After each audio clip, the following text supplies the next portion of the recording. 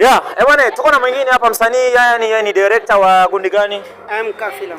MK Film. Unaitwa nani? Naitwa Maskini Jeuri. Maskini Jeuri ndio jina lake. Kwa hiyo ndugu yangu, leo tulikuwa kwenye maandalizi ya uchaguzi. Kwa hiyo nini naweza kwa kauli yako na nini kilitokea? Tulisikia wengine wasanii watuambia kuwa kwa siku ya leo kabisa kukufujo, wasanii wengi sana waleta fujo kwenye kikao kama na hiki. Nini naweza kwa kauli yako?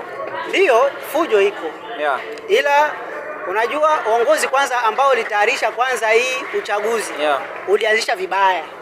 Alafu wasanii ambao walikuja kwa sababu wachague nao wamekuja wanakuja kuchangia vibaya.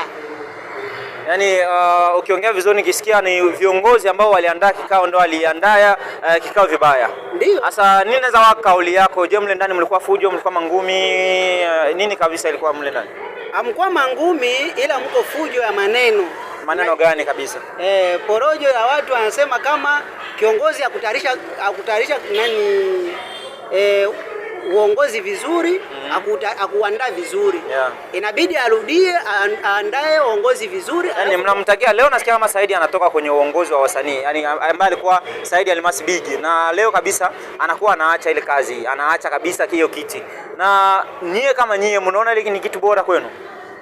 Yeah, kwa sababu hata watu wa viongozi wetu ambao wako wanaoongoza nchi, yeah, kunakuwa na muda wanafikia stage wanaachia kiti.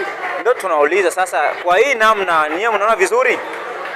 Yeah, ni vizuri kwa sababu tuangalie maendeleo ya wao mtakuja. Nini mnatarajia nani akuwe kwenye kiti? Hapo ndo nataka unigombanisha ndugu yangu. Mimi nauliza swali, unaweza kuwa na nia yako, unasema kama niko na nia ya mtu fulani kuwa, unaweza kupenda nani hapo? Sawa.